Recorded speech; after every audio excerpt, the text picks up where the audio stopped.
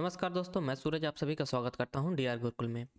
और आज के इस वीडियो लेक्चर में हम लोग एसएससी जीडी 2025 में पूछे गए जनरल अवेयरनेस सेक्शन के प्रश्नों को कवर करेंगे।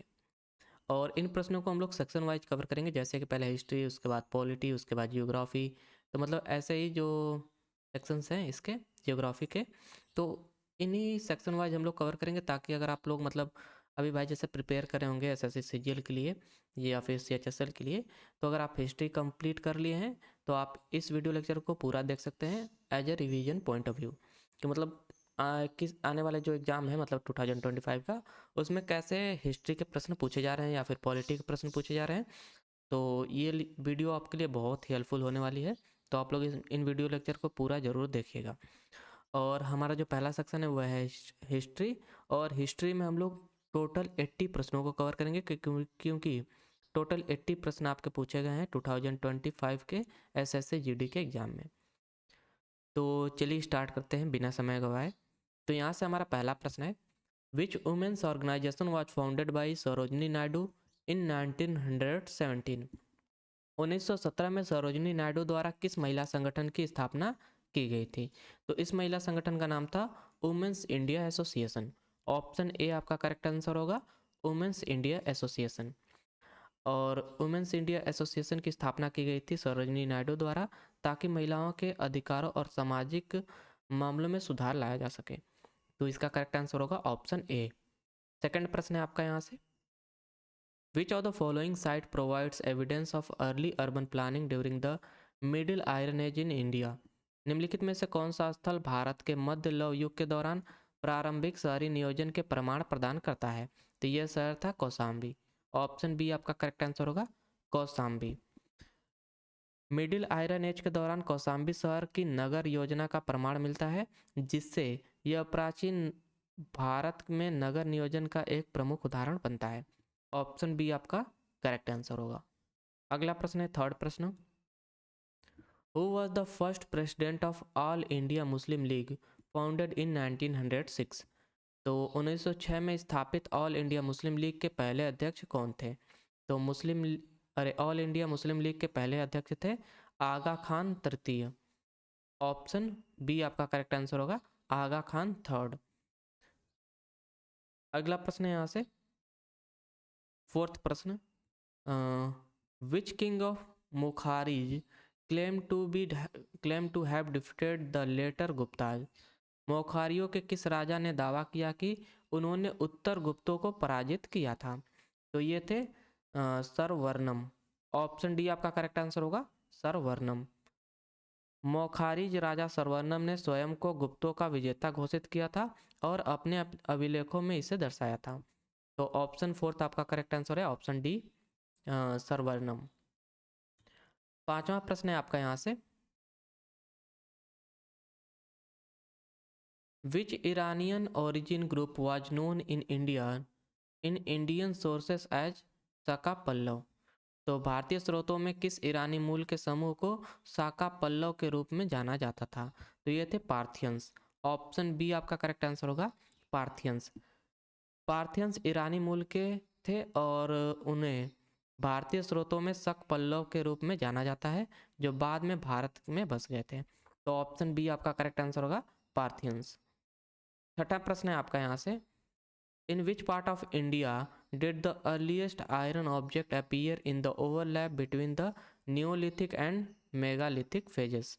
भारत के किस क्षेत्र में नवपाषाण और महापाषाण काल के मेल के दौरान प्रारंभिक लौह वस्तुएं दिखाई दी? तो ये था दक्षिण भारत। दक्षिण भारत के क्षेत्र में, भारत में सबसे प्राचीन लौह वस्तुएं नवपाषाण और मेगालिथिक काल के बीच दक्षिण भारत में पाई गई थी। ऑप्शन ए आपका करेक्ट आंसर होगा, दक्षिण भारत। सातवां प्रश्न है आपका यहाँ से, the Gopatha Brahmana is related to which of the following Vedas? तो गोपत ब्राह्मण निम्नलिखित में से किस वेद से संबंधित है? तो यह संबंधित है आपका अथर्ववेद से। ऑप्शन सी आपका करेक्ट आंसर होगा, अथर्ववेद। गोपत ब्राह्मण ग्रंथ जो है आपका अथर्ववेद से संबंधित है और इसमें धार्मिक अनुष्ठानों का उल्लेख मिलता है। तो ऑप्शन सी आपका करेक्ट आंसर होगा, अथर्ववेद। आठवां प्रश्न है आपका यहाँ से, in which of the following year did the British government publish the white paper based on the recommendation of the third round table conference? British सरकार ने तृतीय गोलमेज सम्मेलन की सिफारिशों के आधार पर निम्नलिखित में से किस वर्ष में श्वेत पत्र प्रकाशित किया था? तो श्वेत पत्र प्रकाशित किया था 1933 में। ऑप्शन डी आपका करेक्ट आंसर होगा 1933। ब्रिटिश सरकार ने 1933 में तीसरे गोलमेज सम्मेलन की सिफारिशों के आधार पर श्वेत पत्र आपका प्रकाशित किया था। ऑप्शन डी आपका करेक्ट आंसर होगा 1933। नौवां प्रश्न है आपका यहाँ से, the quit India resolution was passed during which session of the Indian national Congress? भारतीय राष्ट्रीय कांग्रेस के किस अधिवेशन के दौरान भारत छोड़ो प्रस्ताव पारित किया गया था? तो भारत छोड़ो प्रस्ताव पारित किया गया था बॉम्बे सेशन के दौरान, बॉम्बे अधिवेशन के दौरान। ऑप्शन बी आपका करेक्ट आंसर होगा। 8 अगस्त 1942, 8 अगस्त 1942 को बॉम्बे में हुए कांग्रेस अधिवेशन में भारत छोड़ो आंदोलन का प्रस्ताव पारित किया गया था। तो इस डेट को आप लोग याद रखिएगा और इसका करेक्ट आंसर है ऑप्शन बी, बॉम्बे सेशन। 10वां प्रश्न है आपका यहाँ से, the Maukharis were originally tributary rulers who later established an independent kingdom in which region? तो मोखारी मूल रूप से सामंत राजा थे जिन्होंने बाद में किस क्षेत्र में एक स्वतंत्र राज्य स्थापित किया था? तो इन्होंने वेस्टर्न गंगा प्लेन में आपका अपना किंगडम स्थापित किया गया था, अपना किंगडम स्थापित किया था। ऑप्शन ए आपका करेक्ट आंसर होगा पश्चिमी गंगा के मैदान। मोखारिज पहले गुप्तों के अधीन सामंत थे लेकिन बाद में उन्होंने स्वतंत्र राज्य स्थापित किया था जो पश्चिमी गंगा मैदान में स्थित था। ऑप्शन ए आपका करेक्ट आंसर होगा पश्चिमी गंगा के मैदान। 11वां प्रश्न है आपका, according to Vishnu Purana who was Chandragupta Maurya's mother? तो विष्णु पुराण के अनुसार चंद्रगुप्त मौर्य की माता कौन थी? तो चंद्रगुप्त मौर्य की माता थी मूरा, एक शिकारी की बेटी। ऑप्शन बी आपका करेक्ट आंसर होगा मूरा, एक शिकारी की बेटी। विष्णु पुराण के अनुसार चंद्रगुप्त मौर्य की माता मूरा थी जो एक शिकारी की पुत्री थी। ऑप्शन बी आपका करेक्ट आंसर होगा। 12वां प्रश्न है आपका यहाँ से, the last Shunga ruler was killed by his minister in which century? अंतिम शुंग शासक की हत्या उसके मंत्री द्वारा किस शताब्दी में की गई थी? तो फर्स्ट सेंचुरी बीसी में अंतिम शुंग शासक की हत्या उसके मंत्री द्वारा की गई थी, पहली शताब्दी ईसा पूर्व में। ऑप्शन ए आपका करेक्ट आंसर होगा फर्स्ट सेंचुरी बीसी। 13वां प्रश्न है आपका यहाँ से, which revolutionary leader attempted to assassinate Lord Hardinge? तो किस क्रांतिकारी नेता ने हार्डिंग पर हत्या का प्रयास किया था? तो ये थे रास बिहारी बोस। ऑप्शन डी आपका करेक्ट आंसर होगा रास बिहारी बोस। रास बिहारी बोस ने 23 दिसंबर, इस डेट को याद रखिएगा आप लोग, 1912 में, और 23 दिसंबर 1912 को हार्डिंग पर बम फेंकने की योजना बनाई थी। हालांकि वह इस हमले से बच गया था, हार्डिंग जो है इस हमले से बच गया था। ऑप्शन डी आपका करेक्ट आंसर होगा रास बिहारी बोस। 14वां प्रश्न है आपका, the NBPW which can be considered as the most widespread iron age pottery stand for dash? तो NPW का फुल फॉर्म यहाँ पर बताना है, तो इसका फुल फॉर्म है आपका northern black polished wears.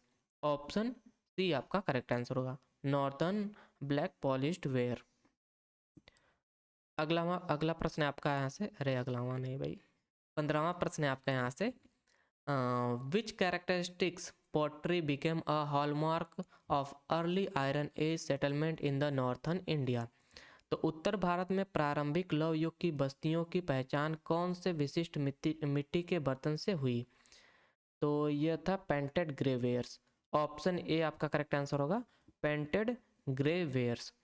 Painted ग्रेवेयर्स मिट्टी के बर्तन प्रारंभिक लौह युग की प्रमुख विशेषता थी और यह महाभारत काल में से भी जुड़ा हुआ है। तो इसका करेक्ट आंसर होगा आपका ऑप्शन ए पेंटेड ग्रेवेयर्स। 16वां प्रश्न है आपका यहाँ से 16th प्रश्न है राग लासवंती है ना, राग लासवंती was composed by whom among the following personalities। तो राग लासवंती निम्नलिखित में से किस व्यक्ति द्वारा रचित है? तो यह रचित है उस्ताद अली अकबर खान द्वारा। ऑप्शन बी आपका करेक्ट आंसर होगा। राग लासवंती प्रसिद्ध सरोद वादक, यह एक सरोद वादक है, इस बात को ध्यान में रखिएगा। प्रसिद्ध सरोद वादक उस्ताद अली अकबर खान द्वारा रचित है। ऑप्शन बी आपका करेक्ट आंसर होगा। 17th प्रश्न है आपका यहाँ से 17वां प्रश्न है who was the prominent leader of the Deoband, अरे भाई देवबंद है ना, Deoband movement which aimed to preserve Islamic culture. Deoband आंदोलन जिसका उद्देश्य इस्लामिक संस्कृति को संरक्षित करना था, के प्रमुख नेता कौन थे? तो इसके प्रमुख नेता थे मोहम्मद कासिम ननोतवी। ऑप्शन बी आपका करेक्ट आंसर होगा, मोहम्मद कासिम ननोतवी। और इसका करेक्ट आंसर हो जाएगा आपका ऑप्शन बी। देवबंद आंदोलन की शुरुआत मौलाना कासिम ननोतवी ने की थी और जिनका उद्देश्य इस्लामिक शिक्षा और संस्कृति को संरक्षित करना था, शिक्षा और संस्कृति को संरक्षित करना था।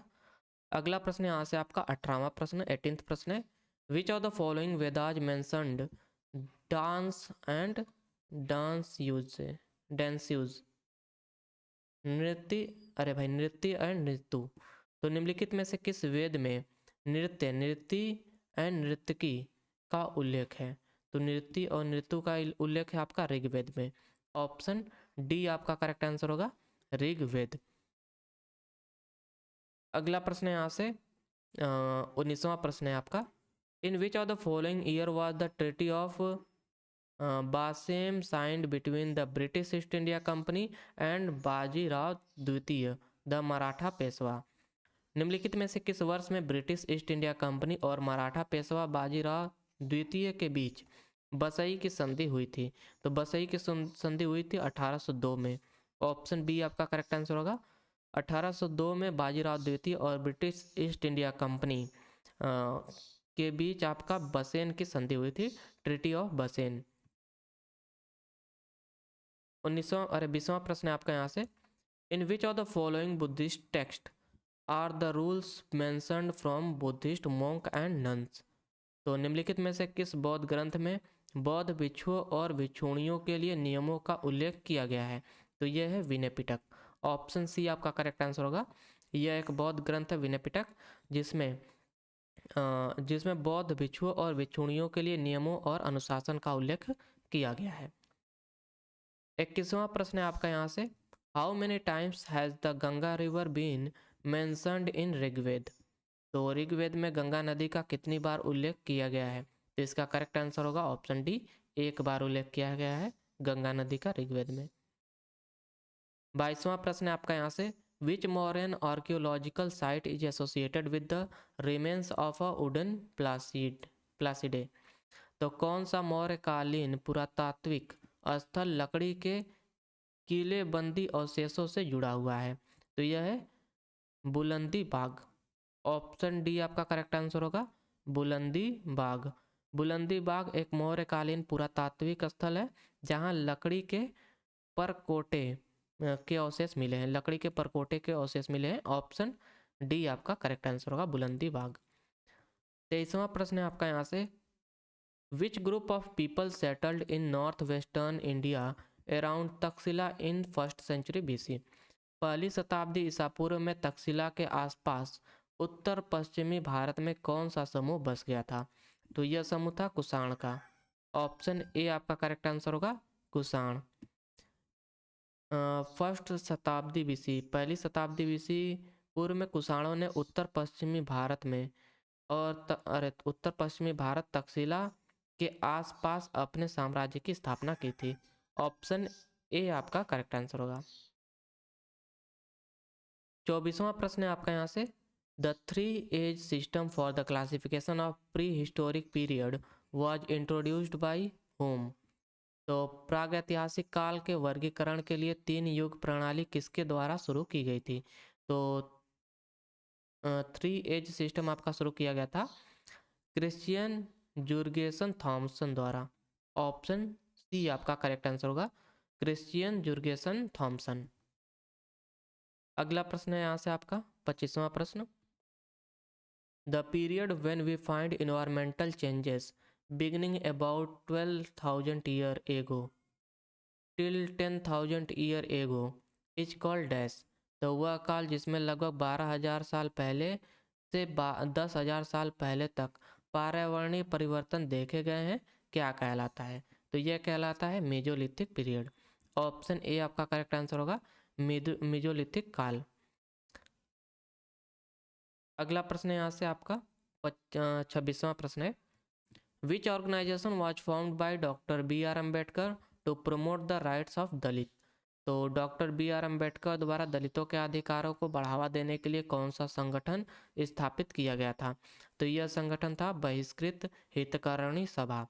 ऑप्शन बी आपका करेक्ट आंसर होगा, बहिष्कृत हितकारिणी सभा। अगला प्रश्न यहाँ से 27वां प्रश्न।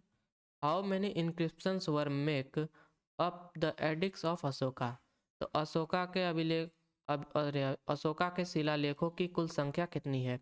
तो अशोका के शिलालेखों की कुल संख्या है 33। ऑप्शन बी आपका करेक्ट आंसर होगा 33। और एक बात और है भाई, इस पिछले प्रश्न में इसे नोट कर लीजिएगा।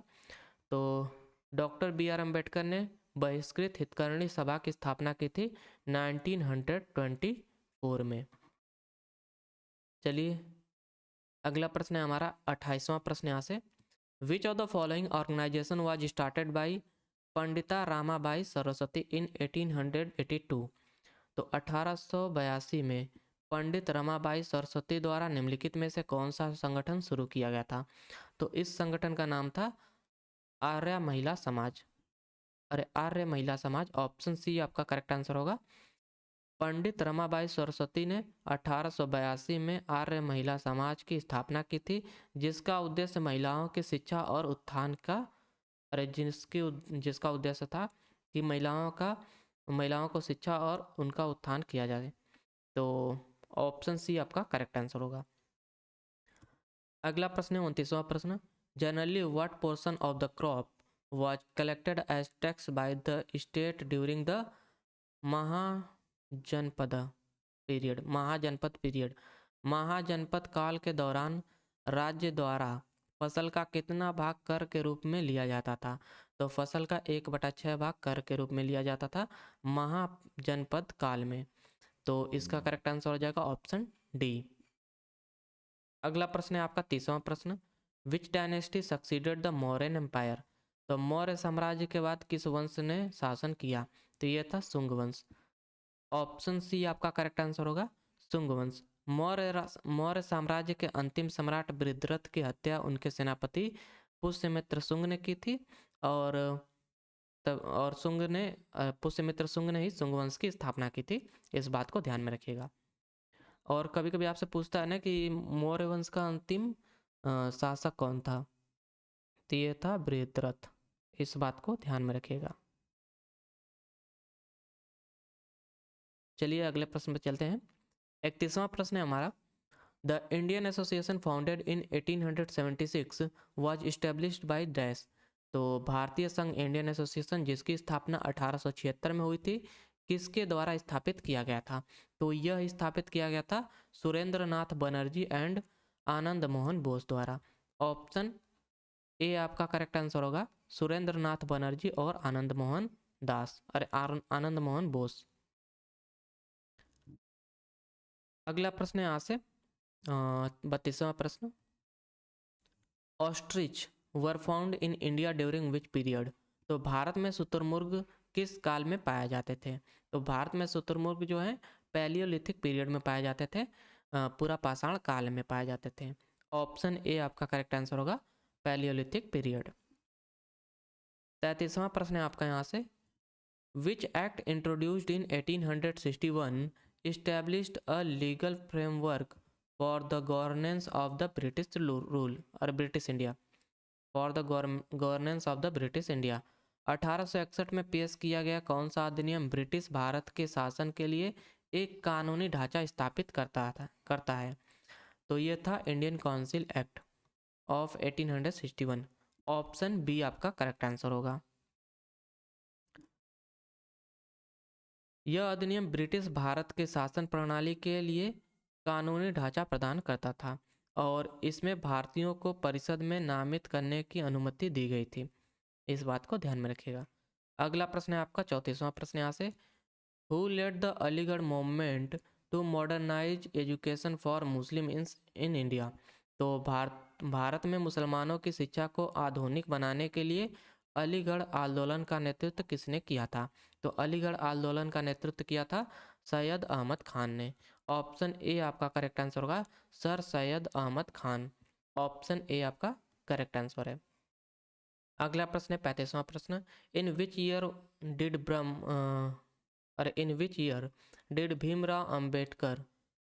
Bhimrao Ramji Ambedkar led the Mahad Satyagraha. तो भीमराव रामजी अंबेडकर ने महाड़ सत्याग्रह का नेतृत्व किस वर्ष किया था। तो बी आर अम्बेडकर ने महाड़ सत्याग्रह का नेतृत्व किया था 1927 में। ऑप्शन डी आपका करेक्ट आंसर होगा 1927। और इसका उद्देश्य था कि दलितों को सार्वजनिक जल स्रोतों तक समान पहुंच दिलाना, जो महाड़ सत्याग्रह था। अगला प्रश्न यहाँ से 36वां प्रश्न, by which of the following names are the prayer written in Rigvedas known. तो ऋग्वेद में लिखी गई प्रार्थनाओं को इनमें से किस नाम से जाना जाता है। तो इनमें से सुक्त नाम से जाना जाता है, सुक्ता। ऑप्शन सी आपका करेक्ट आंसर होगा, सुक्त। 37वां प्रश्न है आपका यहाँ से, who advocate that India would be truly independent only when the poorest of its people became free of human suffering। तो किसने कहा कि भारत वास्तव में तभी स्वतंत्र होगा जब इसके सबसे गरीब लोग मानव पीड़ा से मुक्त हो जाएंगे। तो ये कथन था महात्मा गांधी जी का। ऑप्शन डी आपका करेक्ट आंसर होगा, महात्मा गांधी। अगला प्रश्न 38वां प्रश्न, who was the founder of the Tattvabodhini सभा अ रिफॉर्मिस्ट मूवमेंट इन बंगाल। तो बंगाल में सुधारवादी आंदोलन तत्वबोधिनी सभा के संस्थापक कौन थे। तो ये थे देवेंद्र नाथ टैगोर जी। ऑप्शन ए आपका करेक्ट आंसर होगा, देवेंद्र नाथ टैगोर। अरे यहाँ पर डेट नहीं दिया है ना।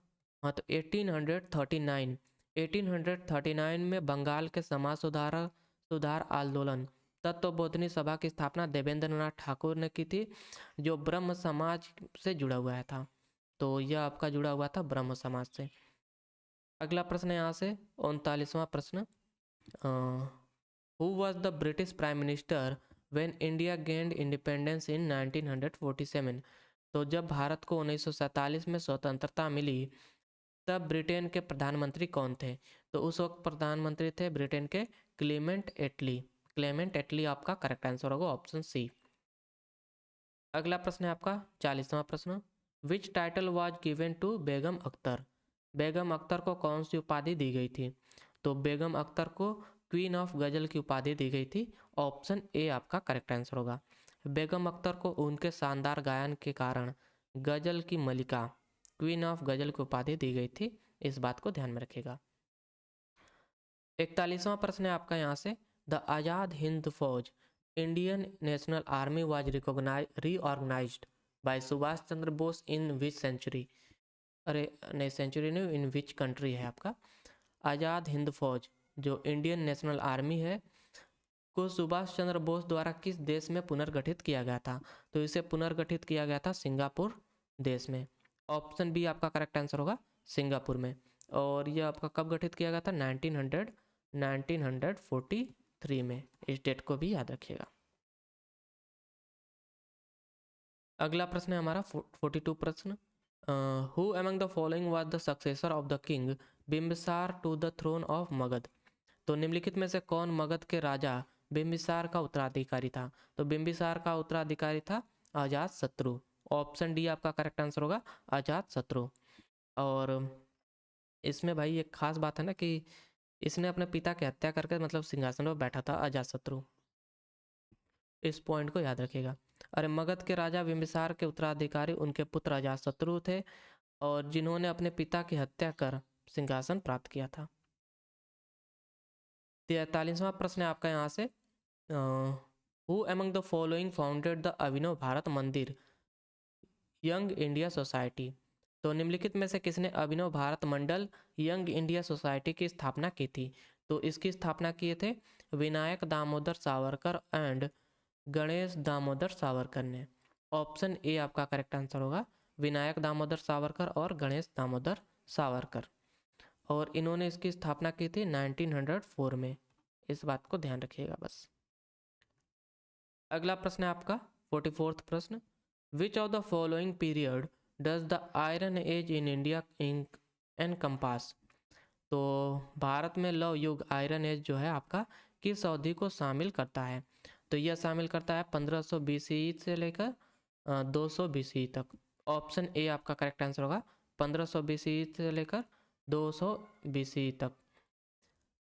45वां प्रश्न है आपका, which title did Maukharis adopt to imitate the earlier Guptas. Which title did the Maukharis adopt to imitate the earlier Gupta. मौर्यवंशियों ने पूर्व के गुप्तों की नकल करने के लिए कौन सा किताब अपनाया था। तो इन्होंने महाराजा धीराज की उपाधि अपनाई थी। ऑप्शन डी आपका करेक्ट आंसर होगा, महाराजा धीराज। 46वां प्रश्न है आपका, in ancient time who among the following categorically mentioned that there are 360 bones in a human body. प्राचीन काल में निम्नलिखित में से किसने स्पष्ट रूप से उल्लेख किया कि मानव शरीर में 360 हड्डियां होती हैं। तो यह आपका उल्लेख किया गया था ऋषि चरक द्वारा। ऑप्शन ए आपका करेक्ट आंसर होगा, ऋषि चरक। अगला प्रश्न है आपका 43वां प्रश्न है, what is the Vedic name of the river Sutlej which is a part of the Sapta Sindhu river mentioned in the Rigveda. तो ऋग्वेद में उल्लिखित सप्त सिंधु नदियों में शामिल सतलज नदी का वैदिक नाम क्या है। तो सतलज नदी का वैदिक नाम था सुतुद्री। ऑप्शन बी आपका करेक्ट आंसर होगा, सुतुद्री। अगला प्रश्न है आपका यहाँ से, who was the British governor general during the revolt of 1857।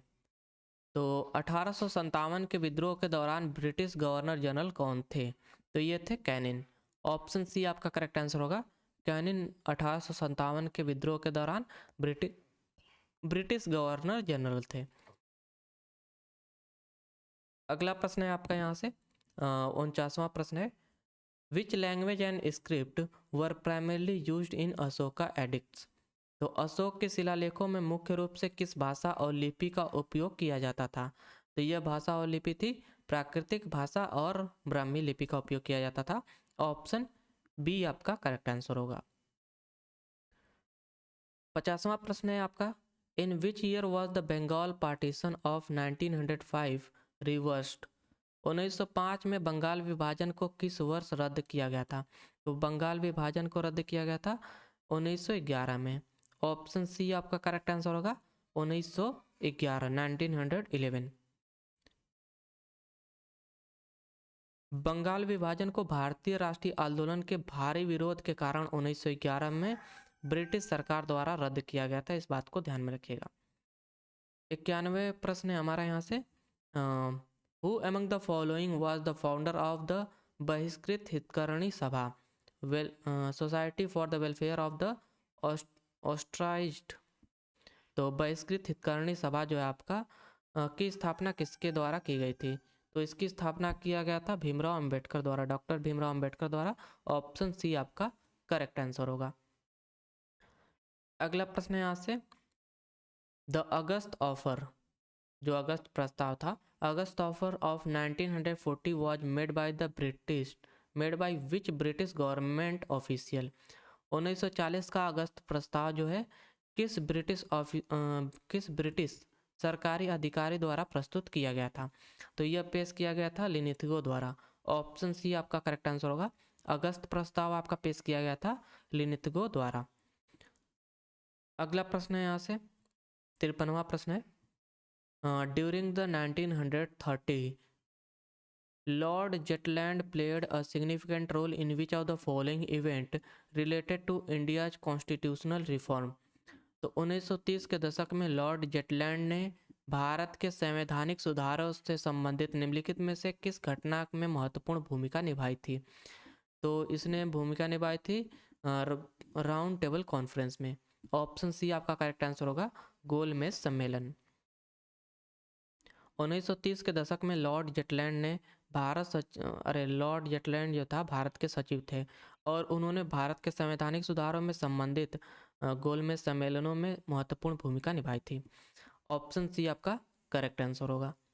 अगला प्रश्न है 54वां प्रश्न है आपका यहाँ से, हु फाउंडेड द कनवा dynasty after the death of the last Sunga ruler? तो अंतिम सुंग शासक के मृत्यु के बाद कनवा भाई कौ वंश की स्थापना किसने की थी? तो कर्ण वंश की स्थापना किए थे वासुदेव ने। ऑप्शन सी आपका करेक्ट आंसर होगा, इस बात को ध्यान में रखिएगा। ऑप्शन सी आपका करेक्ट आंसर है। अगला प्रश्न है कि विच of the following river is not mentioned in Rigveda? तो निम्नलिखित में से कौन सी नदी ऋग्वेद में उल्लेखित नहीं है? तो यह है कृष्णा नदी। ऑप्शन ए आपका करेक्ट आंसर होगा, कृष्णा नदी का उल्लेख ऋग्वेद में नहीं किया गया है, बाकी यमुना, सरस्वती, सिंधु और गंगा नदी का उल्लेख किया गया है। अगला प्रश्न है यहाँ से 56वां प्रश्न, which group was formed in 1919 to support the Khilafat movement and strengthen the Hindu Muslim unity? तो 1919 में खिलाफत आंदोलन का समर्थन करने और हिंदू मुस्लिम एकता को मजबूत करने के लिए कौन सा समूह बनाया गया था? तो इस समूह का नाम था खिलाफत कमेटी। ऑप्शन सी आपका करेक्ट आंसर होगा, खिलाफत कमेटी। अगला प्रश्न है 57वां प्रश्न है आपका यहाँ से, which ruler of the Haryanka dynasty annexed several important and powerful kingdoms in its vicinity such as Kaushal, Kashi and Vajji? तो हर्यक वंश के किस शासक ने अपने आसपास के कई महत्वपूर्ण और शक्तिशाली राज्यों जैसे कौशल, काशी और वज्जी को अपने अधीन कर लिया था? तो ये कर लिया था अजातशत्रु ने। ऑप्शन डी आपका करेक्ट आंसर होगा, अजातशत्रु। हर्यक वंश के शासक अजातशत्रु ने कौशल, काशी और वज्जी गणराज्य पर विजय प्राप्त कर मगध का विस्तार किया था। तो ऑप्शन डी आपका करेक्ट आंसर होगा, अजातशत्रु। अगला प्रश्न आपका क्या है यहाँ से 58वां प्रश्न है, which of the following Vedas is primarily the collection of magic spell and charm to ward off evil spirit and diseases? तो निम्नलिखित में से कौन सा वेद मुख्य रूप से बुरी आत्माओं और बीमारियों को दूर करने के लिए जादुई मंत्रों और टोनों का संग्रह है? तो यह है अथर्ववेद। ऑप्शन बी आपका करेक्ट आंसर होगा, अथर्ववेद। अथर्ववेद मुख्य रूप से जादू, टोने, तंत्र मंत्र, रोग निवारण और बुरी आत्माओं को दूर करने वाले मंत्रों का संग्रह है। अगला प्रश्न है आपका 59वां प्रश्न, who was the most famous Saka ruler known for his inscription at Girnar? तो गिरनार में अपने अभिलेख के लिए सबसे प्रसिद्ध सक्का शासक कौन थे? तो ये थे रुद्रदामन। ऑप्शन डी आपका करेक्ट आंसर होगा, रुद्रदामन। प्रसिद्ध सक्का शासक रुद्रदामन प्रथम ने गिरनार शिलालेख गुजरात में संस्कृत भाषा में अपना अभिलेख उत्कीर्ण कराया था। तो ऑप्शन डी आपका करेक्ट आंसर होगा, रुद्रदामन प्रथम। वैसे प्रथम नहीं लिखा है, वैसे होना चाहिए।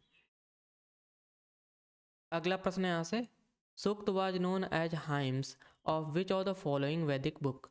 तो सूक्त को निम्नलिखित में से किस वैदिक ग्रंथ में भजन के रूप में जाना जाता है? तो यह आपका जाना जाता है ऋग्वेद में। ऑप्शन डी आपका करेक्ट आंसर होगा, ऋग्वेद। अगला प्रश्न है 61वां प्रश्न है आपका, who was the founder of Prarthana Samaj which promoted social reform in Maharashtra? तो प्रार्थना समाज जिसने महाराष्ट्र में सामाजिक सुधार को बढ़ावा दिया के संस्थापक कौन थे? तो इसके संस्थापक थे आत्माराम पांडुरंग। आत्माराम पांडुरंग जी, ऑप्शन ए आपका करेक्ट आंसर होगा। और महाराष्ट्र में समाज सुधार को बढ़ावा देने के लिए 1867 में आत्माराम पांडुरंग ने प्रार्थना समाज की स्थापना की थी। तो 1877 आप लोग ये ईयर को याद रखिएगा थोड़ा। अगला प्रश्न यहाँ से, the Poona pact of 1932 was an agreement between which of two leaders. तो 1932 का पूना समझौता जो है किन दो नेताओं के बीच हुआ था? तो यह पुनः समझौता जो है गांधी जी और अंबेडकर जी के बीच में हुआ था। ऑप्शन सी आपका करेक्ट आंसर होगा। अगला प्रश्न यहाँ से 63वां प्रश्न, when did Indian census start? तो भारतीय जनगणना कब शुरू हुई थी? तो भारतीय जनगणना शुरू हुई थी 1872 में, लॉर्ड मेयो के समय ना। ऑप्शन बी आपका करेक्ट आंसर होगा। भारत में पहली जनगणना 1872 में ब्रिटिश सरकार द्वारा शुरू की गई थी, लेकिन इसे आधिकारिक रूप से 1881 में नियमित रूप से आपका हर 10 साल में आयोजित किया जाने लगा। तो यहाँ से करेक्ट आंसर होगा आपका ऑप्शन बी। अगला प्रश्न है 64वां प्रश्न यहाँ से, according to Buddhist text how many oligarchic republic or kingdoms called Mahajanapada ruled ancient India during the 6th to 4th century BCE? एक बौद्ध ग्रंथ के अनुसार छठवीं से चौथी शताब्दी ईसा पूर्व के दौरान प्राचीन भारत पर कितने कुलीन गणराज्य या महाजनपद शासन कर रहे थे? तो इसका करेक्ट आंसर है 16। ऑप्शन सी आपका करेक्ट आंसर है 16। बौद्ध ग्रंथों के अनुसार छठी से चौथी शताब्दी ईसा पूर्व के दौरान भारत में 16 महाजनपद अस्तित्व में थे, जिनमें मगध, कौशल, अवंती, वत्स्य आदि प्रमुख थे। तो ऑप्शन सी आपका करेक्ट आंसर होगा। अगला प्रश्न है, in which year was the Cripps mission sent to India? तो किस वर्ष क्रिप्स मिशन भारत भेजा गया था? तो क्रिप्स मिशन भारत भेजा गया था 1942 में, 1942 में। ऑप्शन डी आपका करेक्ट आंसर होगा। अगला प्रश्न है यहाँ से 66 प्रश्न, which Indian leader is known as the frontier Gandhi? तो किस भारतीय नेता को सीमांत गांधी के नाम से जाना जाता है?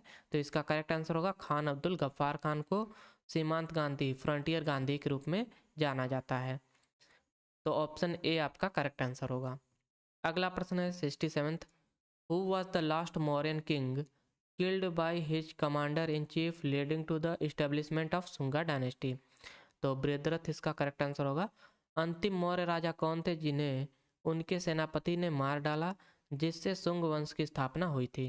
तो ये थे बृहद्रथ। ऑप्शन सी आपका करेक्ट आंसर है। 68th प्रश्न है आपका, the partition of Bengal was implemented by which British official? Bengal का विभाजन किस ब्रिटिश अधिकारी द्वारा लागू किया गया था? तो यह लागू किया गया था कर्जन द्वारा। ऑप्शन सी आपका करेक्ट आंसर होगा कर्जन। 69th प्रश्न है आपका, the Khilafat movement was associated with which of the following communities? तो खिलाफत आंदोलन निम्नलिखित में से किस समुदाय से संबंधित था? तो यह संबंधित था मुस्लिम समुदाय से। ऑप्शन सी आपका करेक्ट आंसर होगा मुस्लिम समुदाय। और खिलाफत आंदोलन जो है आपका 1919 में शुरू हुआ था, इस बात को ध्यान में रखिएगा, जिसका उद्देश्य था कि जो तुर्की के खलीफा की रक्षा करना था। जो खिलाफत आंदोलन शुरू किया गया था, ये इसका उद्देश्य था कि तुर्की के खिलाफ खलीफा जो थे उनकी रक्षा करना। अगला प्रश्न यहाँ से, which movement led by Swami Dayanand Saraswati advocated for a return to the teaching of the Vedas? तो किस आंदोलन ने स्वामी दयानंद सरस्वती के नेतृत्व में वेदों की शिक्षाओं की ओर लौटने का वकालत की थी? तो यह था आर्य समाज मूवमेंट था। ऑप्शन बी आपका करेक्ट आंसर होगा। दयानंद सरस्वती ने 1875 में 1875 में आर्य समाज की स्थापना की थी, जिसका उद्देश्य वेदों की शिक्षाओं की ओर लौटना और सामाजिक सुधार करना था। 71वां प्रश्न है आपका, which British officer was responsible for the partition of Bengal in 1905? तो 1905 में बंगाल के विभाजन के लिए कौन सा ब्रिटिश अधिकारी जिम्मेदार था? तो यह था कर्जन। ऑप्शन ए आपका करेक्ट आंसर होगा कर्जन। अगला प्रश्न यहाँ से, which event led to the formation of Muslim League in 1906? तो 1906 में मुस्लिम लीग के गठन का कारण कौन सी घटना थी? तो बंगाल का विभाजन। ऑप्शन बी आपका करेक्ट आंसर होगा। 1906 में 1906 में मुस्लिम लीग के गठन का कारण था बंगाल का विभाजन। 73वां प्रश्न है आपका यहाँ से, who among the following was the last तीर्थंकर ऑफ जैनिज्म। तो निम्नलिखित में से जैन धर्म के अंतिम तीर्थंकर कौन थे। तो जैन धर्म के अंतिम तीर्थंकर थे महावीर। ऑप्शन डी, अरे ऑप्शन सी आपका करेक्ट आंसर होगा, लॉर्ड महावीर। महावीर जैन धर्म के 24वें तीर्थंकर, अरे 24वें वे अंतिम तीर्थंकर थे, इस बात को ध्यान में रखिएगा। उन्होंने जैन धर्म के 5 मूल सिद्धांतों को प्रतिपादित किया था। अगला प्रश्न यहाँ से 74वां प्रश्न, विच movement was launched in 1942 with the call for do और डाई। तो 1942 में करो या मरो के नारे के साथ कौन सा आंदोलन शुरू किया गया था। तो यह आंदोलन था, अरे 1942 में आपका महात्मा गांधी द्वारा यह आंदोलन शुरू किया गया था, करो या मरो का। और भारत छोड़ो आंदोलन के लिए यह नारा आपका दिया गया था, करो या मरो का। 1942 में महात्मा गांधी ने अंग्रेजों भारत छोड़ो क्विट इंडिया मूवमेंट आंदोलन शुरू किया था और करो या मरो का नारा दिया था उसमें। अगला प्रश्न है 75वां प्रश्न यहाँ से, who was the Greek envoy who visited the Mauryan capital Pataliputra and whose account is a key sources for the Mauryan period. तो मौर्यकालीन राजधानी पाटलिपुत्र का दौरा करने वाला ग्रीक राजदूत कौन था, जिसकी रचना इस युग का एक महत्वपूर्ण स्रोत है। तो यह था मेगास्थनीज। ऑप्शन बी आपका करेक्ट आंसर होगा, मेगास्थनीज। मेगास्थनीज ने अपनी पुस्तक इंडिका में मौर्यकालीन भारत की प्रशासनिक, सामाजिक और आर्थिक स्थितियों का वर्णन किया है। अगला प्रश्न है यहाँ से, which Greek ambassador chronicled his observation during his visit to the court of Chandragupta Maurya. तो चंद्रगुप्त मौर्य के दरबार की यात्रा के दौरान अपनी टिप्पणियों को दर्ज करने वाला ग्रीक राजदूत कौन था। तो ये था मेगास्थनीज। ऑप्शन ए आपका करेक्ट आंसर होगा, मेगास्थनीज। अगला प्रश्न यहाँ से 77वां प्रश्न है, who among the following was a shehnai player and performed eight Delhi red fort as the Indian national unfurled at the hour of India's independence on 15th August 1947। तो निम्नलिखित में से कौन एक शहनाई वादक था और 15 अगस्त 1947 को भारत की स्वतंत्रता के समय दिल्ली के लाल किले में भारतीय ध्वज फहराने के दौरान प्रदर्शन किया था। तो यह आपका प्रदर्शन किया गया था बिस्मिल्लाह खान द्वारा। ऑप्शन बी आपका करेक्ट आंसर होगा, बिस्मिल्लाह खान। अगला प्रश्न है आपका यहाँ से, which of the following site is linked to the Indus valley civilization. तो निम्नलिखित में से कौन सी साइट जो है सिंधु घाटी सभ्यता से जुड़ी हुई है। तो यह है मोहनजोदाड़ो। ऑप्शन बी आपका करेक्ट आंसर होगा, मोहनजोदाड़ो साइट जो है आपका यह सिंधु घाटी सभ्यता से जुड़ी हुई है। अगला प्रश्न है आपका यहाँ से, who led the salt march to Dandi in 1930। तो 1930 में डांडी मार्च का नेतृत्व किसने किया था। तो 1930 में डांडी मार्च का नेतृत्व किया था महात्मा गांधी जी ने। ऑप्शन सी आपका करेक्ट आंसर होगा। 1930 में महात्मा गांधी ने नमक कानून के विरोध में साबरमती आश्रम से डांडी तक 240 किलोमीटर नहीं 240 माइल्स की यात्रा की थी, जिसे डांडी मार्च कहा जाता है। तो इसका करेक्ट आंसर होगा ऑप्शन सी, महात्मा गांधी। यह अंतिम प्रश्न है हिस्ट्री सेक्शन का और आज के इस वीडियो लेक्चर का भी। तो इसमें आपसे पूछा है कि who among the following founded the Mauryan empire in 322 BCE। निम्नलिखित में से किसने 332 ईसा पूर्व में मौर्य साम्राज्य की स्थापना की थी। तो 322 ईसा पूर्व है। 322 ईसा पूर्व में मौर्य साम्राज्य की स्थापना किए थे चंद्रगुप्त मौर्य ने। ऑप्शन ए आपका करेक्ट आंसर होगा। और यहाँ से हमारा जो वीडियो लेक्चर है वह होता है समाप्त। आशा करता हूँ आपको ये वीडियो लेक्चर पसंद आया होगा। So thank you for watching और please do like and subscribe my channel. और जो इसका PDF है भाई, उसको मैं अपने टेलीग्राम चैनल पर अपलोड कर दूंगा। ये देखिए इसके आंसर की के साथ है, मतलब PDF मैंने डिजाइन किया है खुद से ही। और इसमें सारे 80 क्वेश्चन है और उसके जो 80 प्रश्न हैं, 80 प्रश्नों के साथ साथ 80 आंसर कीज भी हैं। तो आप लोग इस पीडीएफ को टेलीग्राम चैनल से विजिट कर डाउनलोड कर लीजिएगा। तो चलिए आज के वीडियो को यहीं पर समाप्त करते हैं। Thank you for watching, have a nice day.